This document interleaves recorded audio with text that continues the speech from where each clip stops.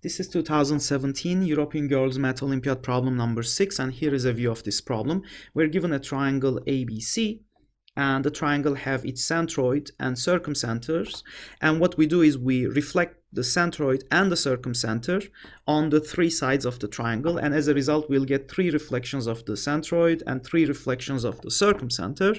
Then the claim is that the circumcircles of G1, G2C, G1, G3B, G2, G3A, and so on. All these 7 triangles, they are circumcircles, they all meet at a common point. Alright, so once you start working on this problem, one thing that catches your attention, I believe, is the fact that the circumcenter is there, the centroid is there. Those are the 2 significant points in a triangle, right, in any given triangle, but then one of them is missing, right? G and O are related through the Euler line, and so you wonder, why is H not here, right? So the orthocenter, what happened to the orthocenter? One other reason that you feel like H should be in the picture is the fact that reflections are involved. Usually we know a very well-known result about the orthocenter of any given triangle is that the reflections of the orthocenter across the 3 sides of your triangle. So for instance, if the orthocenter is somewhere here, let's say, if you reflect it across the 3 sides, the reflections will end up on the circumcircle, and this is like I said, a very well-known result, and it's very easy by angle chasing. In a sense, if anything, the orthocenter must be involved, right? So with that in mind, and because the reflections are involved, this somehow reminds us of a result that we have proven together earlier about the Simpson line. Right, so if you check on my YouTube channel, Simpson line application 1 and 2, I think it's Simpson line application 2, and there was this really cool result, which again you can easily angle chase, and I have the I feel like I should leave it to you as an exercise, or indeed you just go check my YouTube channel. We have the proof in an earlier video, which is nice, right? So because it's, yeah, okay, so let me remind you of that very important result. So if you have your triangle here, and again, let's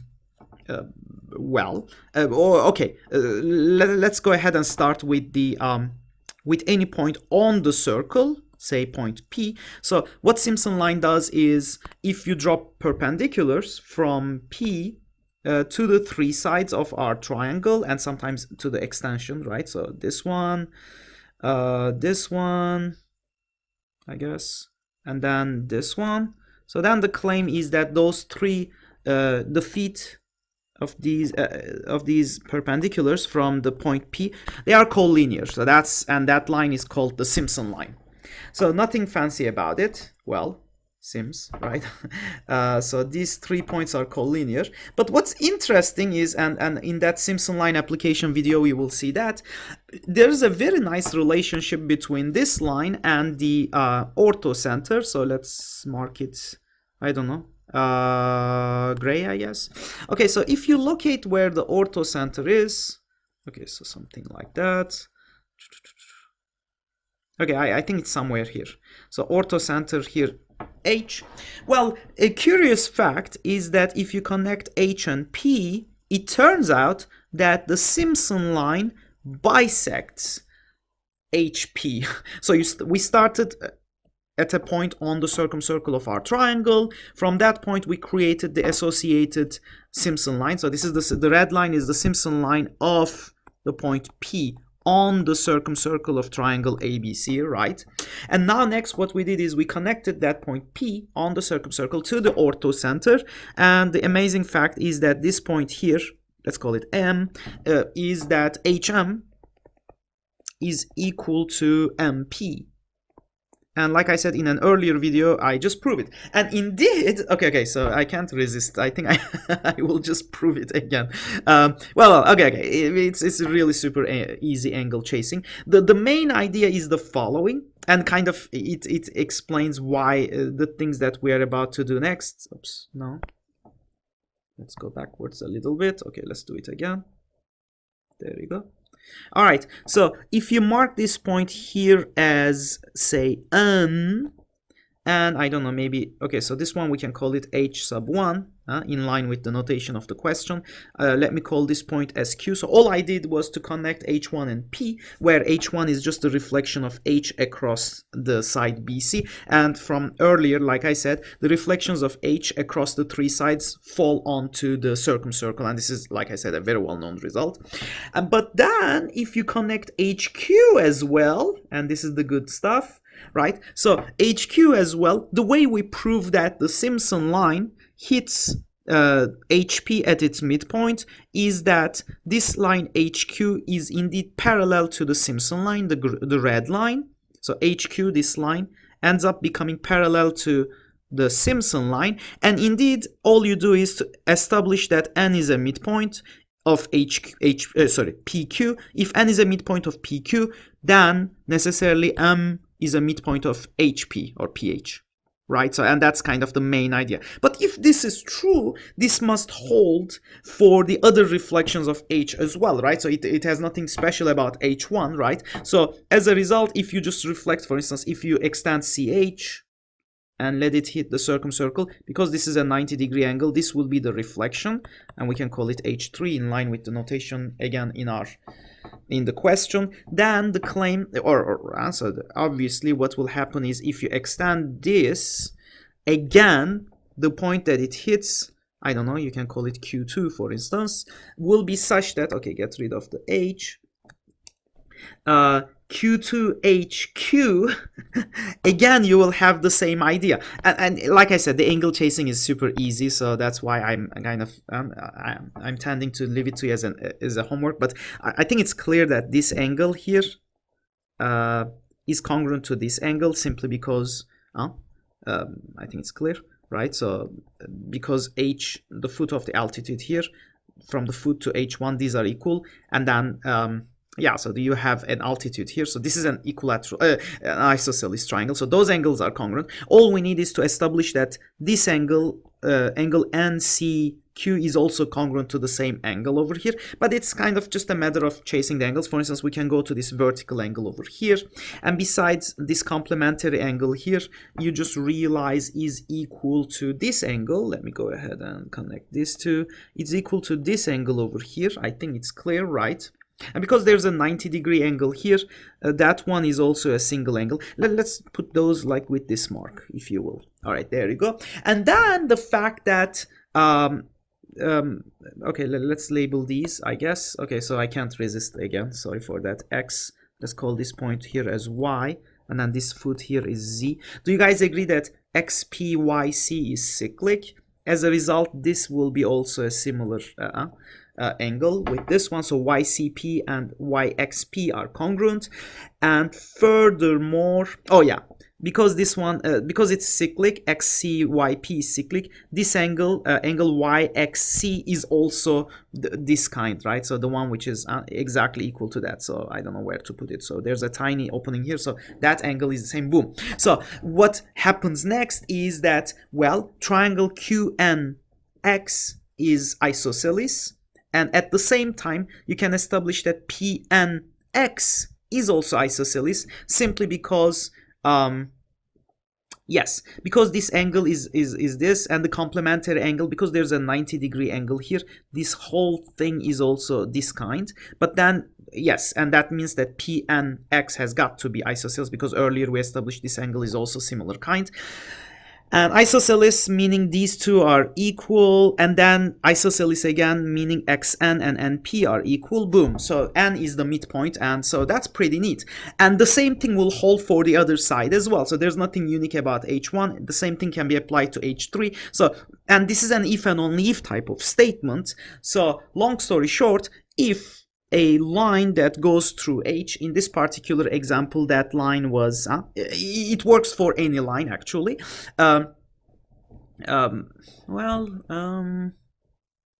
Okay, so let me just leave it here. Okay, so next, what happens is if we reflect the point P across the three side lengths of our triangle, the Simpson line hits at the midpoint, right, of HP. Of course, if you do a reflection, instead of going px, you go another distance px, right? So what will happen to the green line? It will go exactly through that line over here, right? Do you guys agree?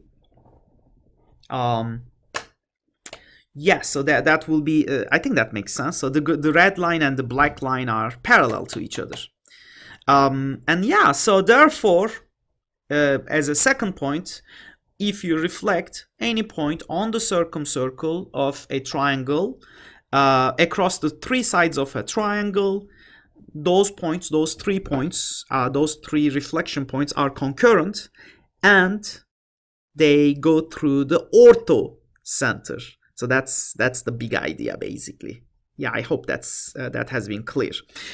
Awesome. So having said that, now how about the converse? Well, the converse is also true. So basically, if you start with a line, okay, let me quickly draw the converse. Like I said, so it's just a simple matter of angle chasing. So if you start with a triangle, all right, so this is the good stuff, A, B, C, and then you locate your orthocenter, pretend it's somewhere here.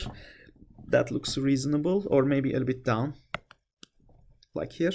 Okay, so this is where the orthocenter is. So if you go ahead and start with any random line that go through that orthocenter, then okay, so let's just do it. Maybe green color. There you go. So all I do is just draw this random line through H. So the claim is that if I reflect this line across the 3 sides, then those 3 reflection lines, they will meet on the circumcircle.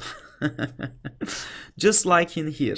It's like, so when you connect P and H1, right? And then it's like a reflection trick here because of the fact that H, its reflection is on the circumcircle. So all I do is now let's go ahead and just reflect this line.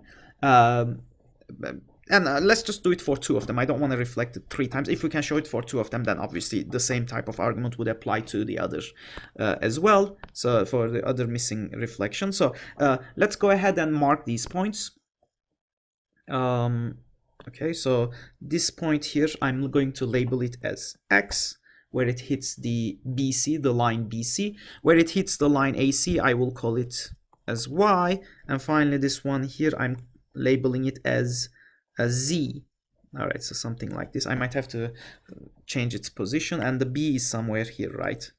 B is, okay, so gray color again. So B is here. Okay, well,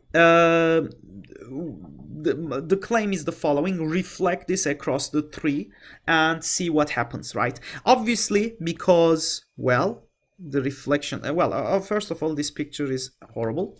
The reflection of the orthocenter is supposed to be on the circumcircle. So let's change the shape of the circumcircle. It's still not good enough, right? So a little bit more. All right, so I need to improve my circles, I guess. There you go. All right, so this is H1 in line with the problem statement. Well, in parallel to problem statement. So this is a reflection of H. So these distances are congruent. And in a similar way, if I just extend CH, and then this one is H3, I guess, again in line with the problem statement, and again these distances are the same. This is a 90-degree angle. Then the claim is, okay, so if we reflect that green line, any line which is going through the orthocenter, let's see what happens. So let me go ahead and do the reflections in blue color. Because there's a 90-degree angle, and because these two are congruent, so it's obvious that it will go through H1 and let it intersect the circumcircle at this point, say P1. And then I'll do the same thing, right? Reflect the green line across AB. And if you reflect it across AB, again, it will go through H3. And if I extend it, it won't necessarily go through here, right? Oh boy. Okay, so suppose that it's... okay, I'm going to use phantom points, and you know it, right? Let's call it... Okay, the first one we called it P1. Let's call this one as P2 or P3, doesn't matter, P2, let's say.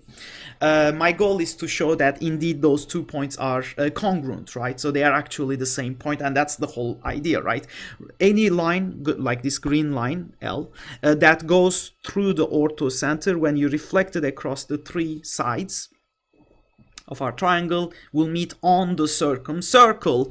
So which is a good news, right? So these circles, these if they and then in the end that's the goal, right? So the plan is to make those circles go through that common point, right? So that's the whole idea. All right, back to our picture.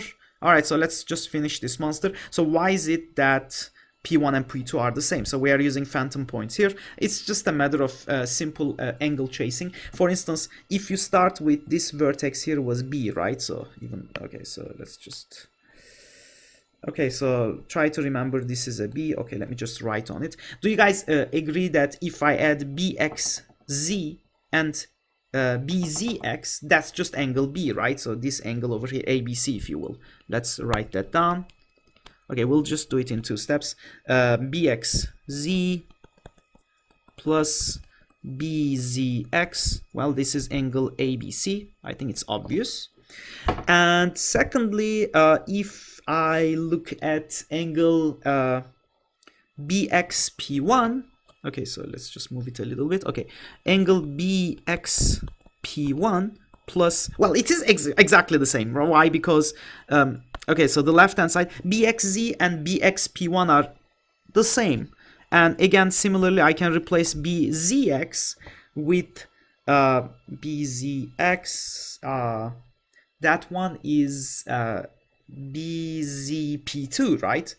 BZ, yeah, that makes sense. Again, because it's just a reflection. That's how we constructed the blue lines, right? So this blue line here is just a reflection of this green line. So these 2 angles are the same. And similarly, this blue line and the green line are reflections. I don't know, another angle here. So those are the same. So as a result, BXZ is the same thing as BXP1. And similarly, BZX is the same, BZX is the same as BZP2, angle BZP2. And again, they add up to angle B, right? Or angle ABC.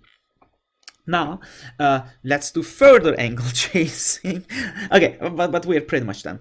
Let's have a look at BXP1 closely. So if you check, because I want to replace them with some other entities. So BXP1, which obviously goes through that point H1. So BXP1 is the same thing as CBP1. Let me write that down.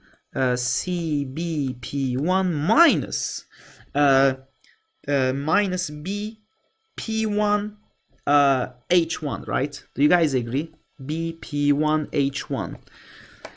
CBP1. So basically what we are doing is BXP1. We are thinking about that triangle BXP1, BXP1, and the external angle here is just the sum of the 2 internal angles. That's all we do. And we can do a similar trick for the other one. BZP2, right, is simply equal to BAP2, right? So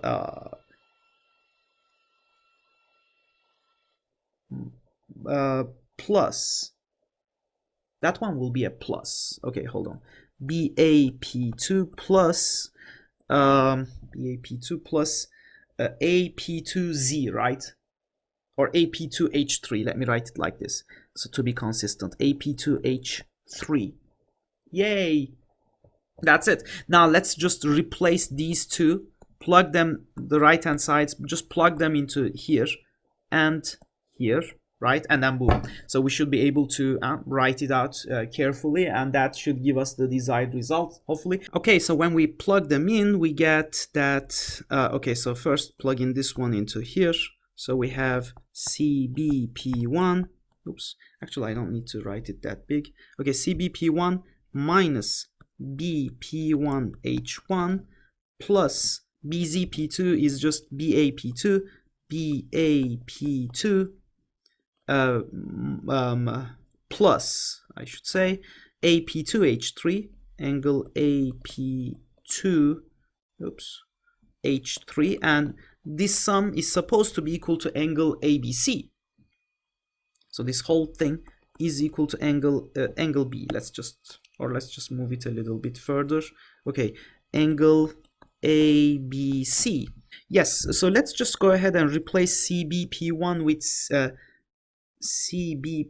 P1AC. So this one is just P1AC, and I'll just move that guy next to it. So over here, BAP2, and next this one plus AP2H3 is AP2H3 is congruent to ACH3. Yes, this one ACH3 minus, and then finally we have P1H1, BP1H1. I'm going to replace it with BP1H1 is the same thing as BAH1, and that's still equal to angle B. Yes, angle ACH3 is just equal to 90 minus A, angle A, and then BAH1 is just 90 minus angle B.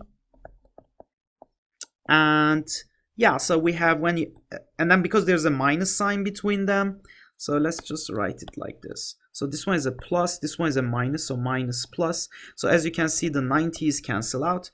So the B's cancel as well. So what we are left is this whole thing, and then minus A, move it to the other side. So that whole thing is, so this whole thing as a result is equal to angle A. Aha! So P1AC plus BAP2, P1AC, BAP2. The only way they are equal to, the sum of them is equal to A is if those 2 points were actually the same point, right? They were merging on the same point. Nice, and that's it. Actually, that was the crux move. Now you might say, hey, we haven't even involved the G1, G2, O1, O2. That part is actually super easy. So now we can just go ahead and make the final picture. So by now what we did is the following. So we have our circumcircle now. There we go. So we have our triangle ABC. Now we locate the three centers. So maybe this is the circumcenter. And I don't know, maybe the orthocenter is somewhere here, I would guess. H, O, and we know where the centroid is, right? So the centroid is maybe somewhere here, G. 2/3 it's 1 to 2, the ratio of OG to GH. Now when you reflect this, oh gosh, reflections won't be easy, but you will get things like this, right? So in fact, let me just go ahead and quickly first reflect the H's, and then you guys can see where the others will be. So when you reflect the H's, so this is H3, H1, and H2. Okay, so we have H2 here, H1 and H3. By now we have established that the reflections, well, okay, so let me just make it slightly smaller. Okay, good. Because the Euler line is just a line which goes through the point H, the reflections of this line across the three sides will go through a fixed point, right? And we need to figure where that point is, right? So, well, it's kind of relatively easy. So the first reflection will be across this. The second one is hard to see, but then another one will be across this one. And hopefully when you do the reflections, okay, let's quickly do the reflections. So if you reflect it, that one will be something like this. Yeah. Okay, so we will have it like this. There you go. And then another reflection will be, so because this is 90 and like we said earlier, these are equal. So we will have this one go through that point and boom. That's, so therefore I won't even bother, but if you extended these ones, and then you have that point over there, and you reflected across that point, our blue line, the Euler line, apparently it would have got going like this. Okay, so somewhere far away. But now they meet at this point. Let's label this point here as S. Now we can finish the proof, right? So the other points will be where? Okay, so that's why I made it slightly smaller. All right, so I said smaller. All right, there we go. So, well, the reflections of GH and so on will be looking like, well, clearly because the blue line, our Euler line is, and so this line here, both G and O are on this line. When this line is reflected, if that reflection line is this green line in the case of reflecting across BC, then obviously G and O will fall into this one. So G1 will be here, O1 will be here, right? Or somewhere, I don't know, maybe closer to S, but okay, O1 is here. And the same thing for the others as well, right? So for instance, reflecting the blue line across AB ends up being this green line over here. As a result, the points will be probably somewhere here. So this will be where G3 and O3 will be. The distances will also be preserved, by the way. And lastly, here it will be, yeah, this is where G2 and O2 will end up being. Nice. All right, so you might say, okay, so all we proved is O1 G1 H1, O2 G2 H3, O2 G2 H2, and H3 G3 O3. They're all collinear and they all meet at this fantastic point on the circumcircle. But then how about the circles? The question was asking for these circles, right? So all these circles being going through a common point. So our claim is that point is the point S, and it's kind of a very you can come up with a very straightforward argument to do it. So what I will do is let me check this picture actually. Yes, so if you want we can involve this okay, actually let me see. Yes, how about this quadrilateral? So let's connect H3 here and then H2 here with A as well. So consider the cyclic quadrilateral A, H2, S, H3. All right, so we start with this cyclic quadrilateral. Obviously it is cyclic, so this, and it's the circumcircle ABC, right? This is exactly the circumcircle of our triangle, right? But then let's have a look at, for instance, G3, A, G2, right? So this is one of the circles, right? Where is it? Oops. Oh, sorry, not G3. Yeah, G3, A, G2. Yeah, this one. G3, A, G2, for instance. Let's see if this one, the circumcircle of this one will also, will it also go through that point S, right? So all I do is connect, let's use a different color again. So now I can do it slightly larger because I need space. Now think about it. Think about it. So that's a nice strategy, right? Think about it, right? Well, how did we'll just do angle chasing here, right? I claim that this angle and this angle are congruent. Why is that so? Well, first of all, G3A H3 is the same thing as GAH, this angle. Do you guys see why? Well, simply because the way we defined them, right? So if you okay, at the expense of really complicating the picture, this is a 90-degree angle, this is a 90. G3 is just the reflection of G, H3 is just the reflection of H. I think it's clear, right? So those two, GG3 is parallel to HH3, so as a result these lines are parallel. But then you can further, we are further reflecting onto the other side. So this is a 90, this is a 90, right? So boom, so that would establish that it's also equal to this angle over here. So as a result, so if you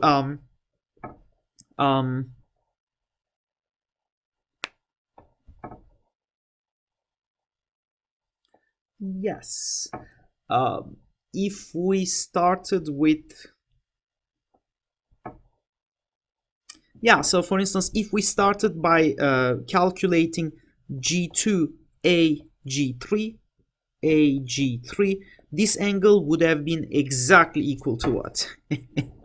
G2A G3. So you just give this and then take back this. As a result, it's exactly H2A H3. Do you guys agree? And the same thing for the other one, to be honest, right? So if you have this angle, for obvious reasons, is congruent to this angle. Again, the same logic. So this angle here is the same as this angle, for instance. Do you guys agree? And then that angle after reflection is the same as this one. So long story short, H2A, H3, all you do from, if you start with H2A, H3, you add this red piece and this black piece, and then you subtract the red and the black. So what happens is this thing is exactly equal to O2A, O3. Do you guys agree? But then we are done. Why? Because earlier we said that this is cyclic, but then the cyclic meaning this angle is fixed, right? So we are fixing this angle. Apparently this angle plus H2A, H3, this one. So let's write it down. H2A, H3. This angle is apparently equal to 180 minus, let's just call it S, I guess. But then that angle S is fixed. So I can keep replacing this angle with either this one or this one, doesn't matter, right? So if you replace it with this one, G2A, G3, then suddenly you have that the points G2A, G3S are concyclic. Or if you replace it with this angle, again, O2A, O3S are concyclic, and so on. So then we that pretty much finishes the problem, right? Yeah, so sorry for that. Unfortunately, the build up to the problem requires a lot of different skills, right? So yeah, it depends on how much preparation you guys have in those areas. So pretty much what are the just to summarize what we did in this problem, what facts did we use, what strategies did we use? Well, we made use of the strategy, the fact that the reflection of the orthocenter across the three sides on the three sides of our triangle falls onto the circumcircle. So that was one result that we used. Secondly, we used the fact that the Simpson line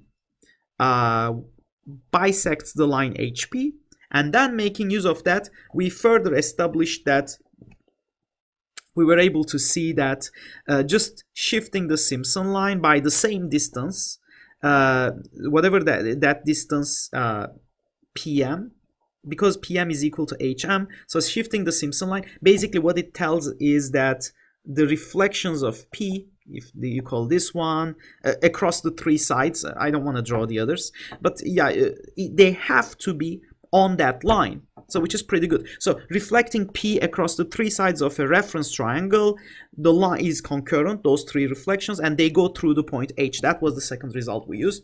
For the third result, we have looked at the converse statement and proven that if you start with a given line that goes through H, then if you reflect that line across the three sides, they all meet at a common point. We used phantom points for that to establish that that's the claim. And finally, that result, we have made use of it over here. So the three lines, if you start with the Euler line, so this is the Euler line, reflected across the three sides, they meet at this point S, and as a result, H1G101, H2G202, and H3G303, all three of them are pointing on, they are on three different lines, all pointing to the point S on the circumcircle of our triangle ABC. And lastly, just simple angle chasing, we were able to establish that the desired circles, well, I just showed you two of them, but obviously all of them are concurrent. All these,